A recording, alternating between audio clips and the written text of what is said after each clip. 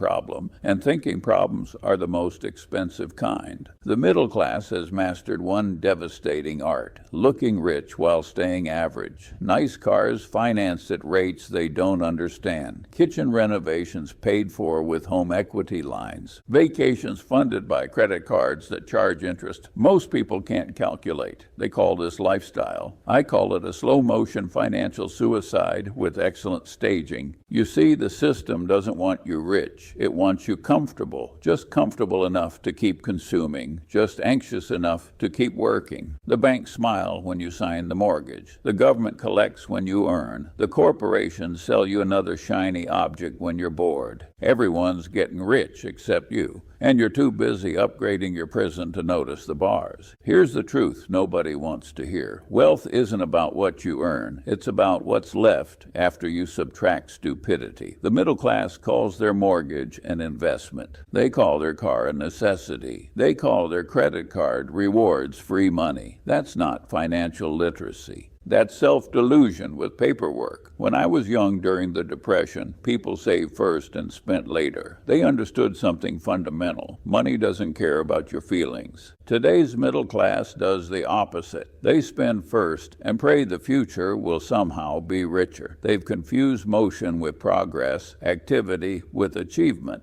You know what happens when an entire society lives beyond its means? It doesn't become prosperous. It becomes a collection of well-dressed slaves, not to kings, but to creditors. I've watched this movie replay itself, generation after generation. Smart people work 60-hour weeks just to maintain the consequences of their own bad decisions. They don't own their homes. Their mortgages own them. They don't drive their cars. Their loans drive their choices. That's not success. That's a treadmill with marble flooring. And the middle class keeps running faster, wondering why they never arrive anywhere. The average American can't handle boredom. They crave stimulation, even if it costs them their future. So they swipe, upgrade, refinance, and repeat. They'll spend 30 years paying for a home, but never spend 30 minutes understanding compound interest. They'll know the horsepower of their car, but not the interest rate on their credit card. This isn't ignorance. It's chosen blindness. They don't want to know because knowing means admitting they've been fools, and the ego hates that more than poverty itself. The middle class doesn't fail because of lack of opportunity. They fail because of lack of restraint. They refuse to delay gratification and call it living in the moment. But here's what I've learned. You don't get rich by chasing comfort. You get rich by enduring discomfort intelligently. If you need every purchase to feel justified, you'll never be free. Let me talk about debt. Debt is like alcohol. 1 glass feels harmless, 2 makes you social, and by the 5th you're making stupid promises you can't keep. The middle class calls it leverage. I call it what it is: self-imposed servitude. They borrow to look successful instead of being successful. They think they're playing offense, but they're really cornered on defense, paying interest to people who are smarter than them. It's a transfer of wealth from the impatient to the patient. I've watched entire generations convince themselves that good debt exists. Let me be clear. Debt is only good when someone else owes it to you. Mortgage, student loan, car loan, credit card, these are the 4 horsemen of financial mediocrity.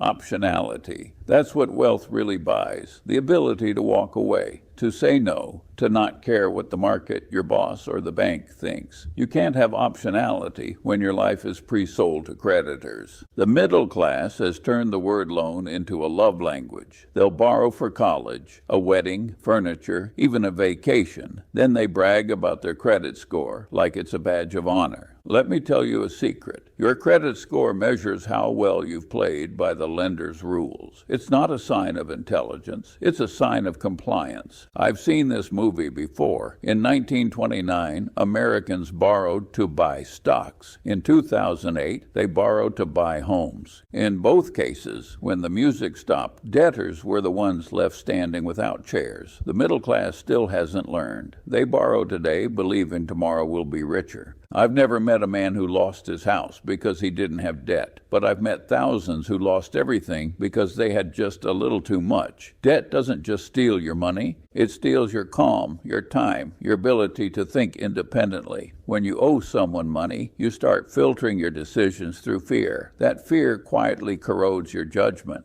And judgment is everything in life and investing. When you're leveraged, you can't be patient. You can't sit through volatility. You can't think long term. You can't even think straight. The middle class loves to say you have to take risks to grow. The irony is they think debt is the bridge to opportunity. In reality, it's a moat around their own prison. They decorate it with granite countertops, call it a dream home, and spend the next 30 years guarding the keys.